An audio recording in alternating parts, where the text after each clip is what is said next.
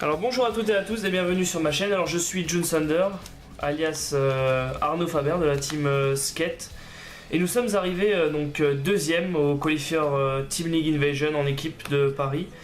Et donc comme promis, aujourd'hui je vais vous faire un petit deck profile de mon deck Eradicator qui nous a permis de topper avec mes camarades Axel Verdier alias Shinigami et Anthony Lamontre qui jouait Pale Moon et Axel jouait Link Joker. Donc je vais vous faire un petit deck profile.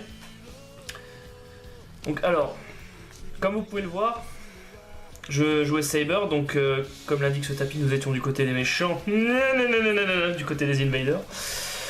Et nous voulions envahir Cray. On n'a pas réussi vu qu'on a fini deuxième. Alors, par où commencer? Donc je peux pas vous parler de mon deck sans vous raconter en fait l'histoire de ce deck. En fait ce deck je l'ai fait car je suis un fan des Narukami depuis la première heure, depuis Vermilion, Premier du nom et Thunderbreak. Et l'artwork de cette carte m'a beaucoup plu. Donc du coup, même si au début on ne connaissait pas la condition de lock, donc du coup je la trouvais vachement cheatée quand même. L'artwork de cette carte m'a extrêmement plu. Du coup j'attendais vraiment la BT12 pour faire le deck. Quand la BT12 est sortie, j'ai fait le deck un peu à l'arrache. J'ai mis des Rising Phoenix, etc. et j'ai vu que ça ne passait pas. Du coup j'ai fait une version Cross Break Ride basique avec 3 Saber, 1 descendant et 4 Sword. Donc le Break Ride. Mais le deck c'était une histoire d'amour et de haine entre moi et lui, puisqu'il ne tournait pas ou ne tournait peu, ou quand il tournait c'était grande partie à cause des triggers. Et en fait avec mon collègue Vincent qui joue à Nancy, on a étudié longuement le deck, on l'a playtest activement contre Revenger, contre Link Joker, etc. Et on a découvert que ce deck manquait grandement d'early en fait. Il faisait des grosses colonnes mais que en end, et du coup je me faisais manger sur l'early parce que je pouvais pas call mes Shuki, mes Roshishin, mes trucs pour counter rush, sous peine de ne pas pouvoir compenser le lock en fait de cette carte. Donc, alors, maintenant rentrons dans le vif du sujet. Donc en gros mon deck ne tournait pas. Et donc on l'a complètement changé. Alors dans mon deck je joue, je vais voir si on voit bien, 3 Voing Saber Reverse. Bon, c'est la base, c'est le playset nécessaire pour jouer le deck en tant qu'invader. Donc alors, Voing Saber Dragon Reverse, donc vous devez lock 2 Eradicators sur le terrain. Donc c'est le cross-ride de Voing Sword Dragon. Et en fait, vous devez lock 2 Reverse sur le terrain, CB2, et l'adversaire choisit 2 cartes et se le retire. Donc en gros, faites un CB2 -2 plus des conditions de lock, donc vous avez les locks des boosts. Sachant que quand vous faites le skill, le limit break, Voing Saber prend plus 10 000. Donc vous pouvez aisément lock son boost. Les plus 10 000 seront une bonne contrepartie au lock du boost, mais après il faut savoir quelle autre carte locker. Alors petit côté bling bling, j'en ai 2 en SP. Un que j'ai acheté et un que j'ai craqué totalement en random dans des boosters. Donc voilà, je suis assez content de ça. À côté de ça, en autre grade 3, je joue bien sûr pour le finish un Eradicator Dragonic Descendante, SP lui aussi, qui m'a été offert par mon ami Alu. J'étais assez surpris, mais au final, je suis très content de l'avoir en SP parce que c'est une carte que je trouvais très belle à l'origine. Et donc en fait, lui, c'est tout simple, il est là pour le finisher, c'est-à-dire que quand l'adversaire a 4-5 dommages, j'attaque avec cette carte. Et là il a le choix, soit il laisse passer, soit il défend. Mais s'il défend, je CB3 défausse 3 Eradicator, je CB1 défausse 3 Eradicator, je le restun avec un extra crit et je peux encore réattaquer derrière. Donc c'est vraiment c'était l'un des meilleurs finishers du jeu. Bon, depuis on a eu d'autres trucs un peu plus exotiques, mais je l'apprécie toujours. Et là dans mon deck il passe vraiment très bien. C'est d'ailleurs grâce à lui que j'ai fini, que j'ai sorti sur mon match le joueur de endgame. Donc du coup j'étais assez content de le top deck à ce moment là. Ouais, je l'ai top deck total contre Yori. Excuse-moi mec, mais j'ai top deck mon descendant de l'amitié. Oppa héros d'anime style. Alors ensuite je joue un Éradicateur Void Sword Dragon. Donc le Break Ride. Pourquoi j'en joue que un? Parce que comme j'ai dit, le deck manquait cruellement d'early et je voulais pas jouer 2 descendants. Je voulais toujours jouer lui parce que je joue Show. Et donc en fait il y a le combo. Le combo que j'ai placé en finale qui m'a pas sauvé. Alors, vous avez Sword Dragon sur le terrain. Vous faites venir Show. Vous le mettez en soul. Vous pétez une des cartes de la front row adverse. Et maintenant vous êtes cross ride. Ça paye pas de mine, hein, mais ça peut toujours. Une défense à 13, ça peut toujours servir. Je veux pas le rider, c'est pour ça qu'il est en x1. Je veux pas le rider, c'est pour ça qu'il est en x1. Mais ça peut toujours être intéressant de défendre en cross ride. Donc c'est plus une tech card qui va se mettre en soul avec Show. Ensuite, là c'est là que vient un peu l'originalité du deck. C'est 3 Gauntlet Buster. Alors pourquoi 3 Gauntlet Buster? Le deck manquait cruellement d'early, vraiment cruellement d'early, il n'était pas assez agressif assez vite. D'une part à cause du break ride, parce que quand vous avez une main G1, G2, G3, G3 break ride et G3 là, qu'est-ce que vous faites, qu'est-ce que vous appelez à côté pour faire un rush? Rien, vous êtes limité à juste rider et rien faire à côté. Et ça c'est l'aspect du deck qui m'a vraiment freiné. Donc du coup je joue Gauntlet Buster Dragon. Déjà d'une part pour varier mes options de jeu, parce que lui il permet juste de faire un stall à 3 absolument hallucinant. Donc l'adversaire t'as 3 dommages d'attaque, je te pète une carte, crit 2, crit 2, crit 2, crit 2, crit 2. Et là du coup ça peut être vachement agressif très très vite. En plus de débloquer des power-up d'unité assez rapidement. Oui donc voilà, c'est une carte qui est très très agressive en early, Gauntlet Buster. Et c'est pour ça que j'aime bien la jouer. Et si jamais je ride le break ride, rien ne m'empêche après de break ride Gauntlet Buster sur le break ride, de faire le ménage sur le terrain et d'envoyer la patate niveau puissance. Alors ce qu'il faut savoir aussi, c'est que Gauntlet Buster n'est pas là pour agir tout seul. Tout comme Void Sword Dragon. Je joue aussi 3 Jinkaku. J'y reviendrai plus tard, mais le but c'est vraiment de, comme le deck n'a pas d'early, d'accélérer. C'est-à-dire qu'il faut que je passe en end très très vite. Donc c'est-à-dire qu'il faut que je débloque mon limit break assez vite. Seul souci de Jinkaku au niveau du deck, je ne peux pas le lock avec avec Saber Reverse. Donc je ne peux pas le lock. Donc il faut que j'optimise bien mon terrain pour qu'il se trouve dans une colonne qui ne me fasse pas trop chier. Alors, bon, déjà pour les G3 on va passer. Hop. Alors. Donc je ne peux pas le lock avec Saber. Bon par contre avec Gauntlet il pose aucun problème. Si ce n'est que. Non bon on va d'abord revenir sur la question du lock. Donc je joue pour ça 3 Akushu. Parce que dans une colonne Akushu lui, ça fait une colonne à 21. Avec le lock de Saber c'est assez puissant. Je joue aussi Rochichin en x2. Alors pourquoi Rochichin en x2? Parce qu'il est très fort.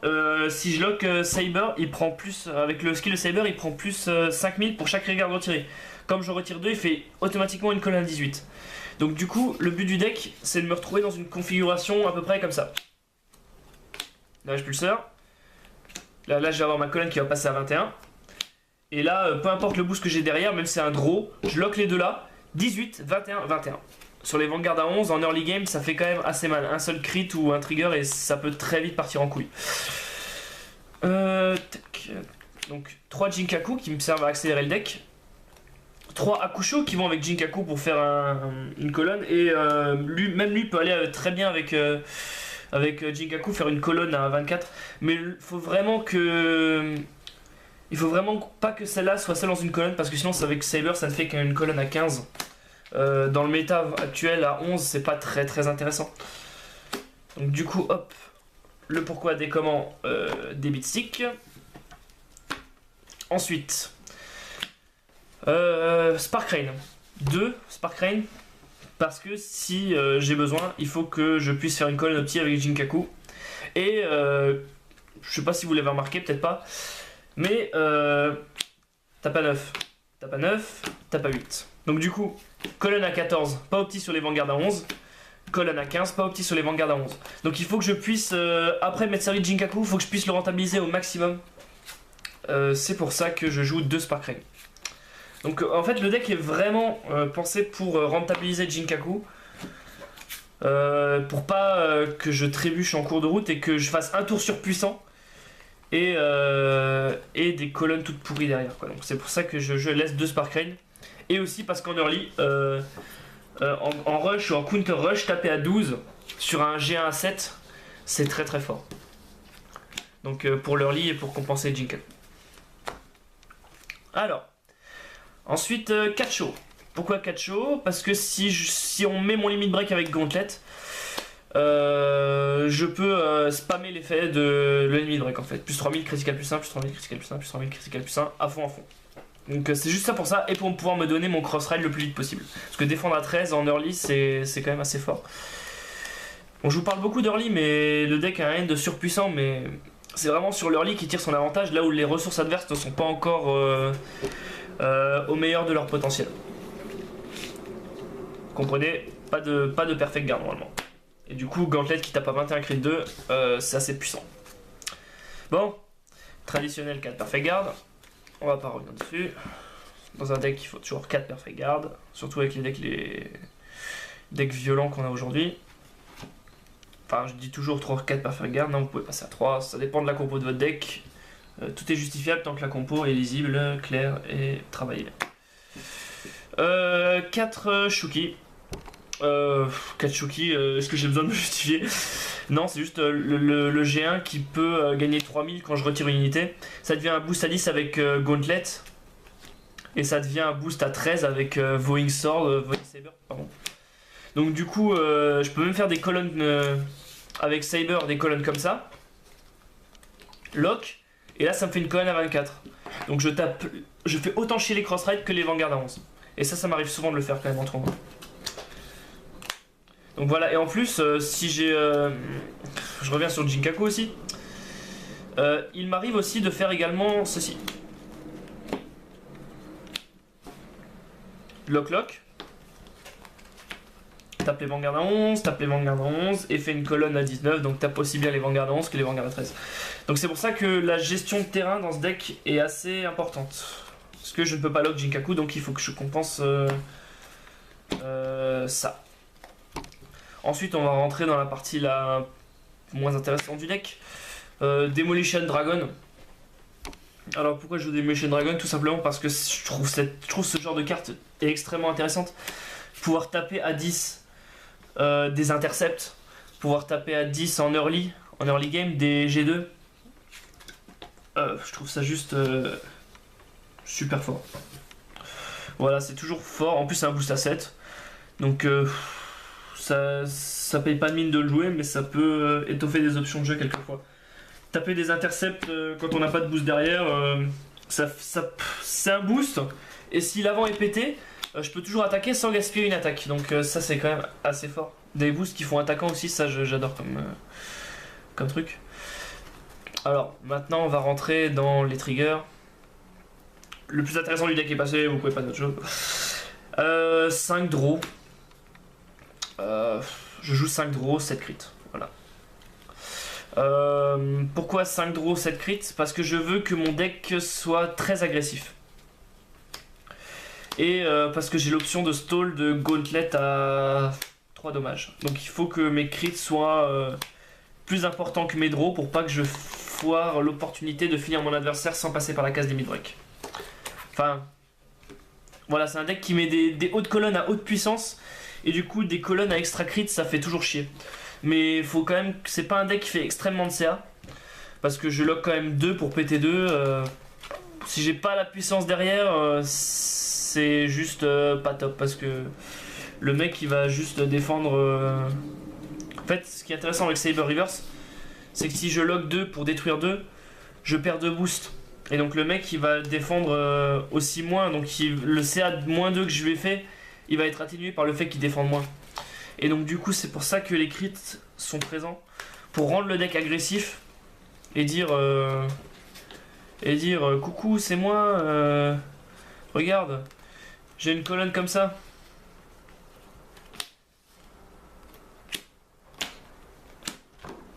Lock.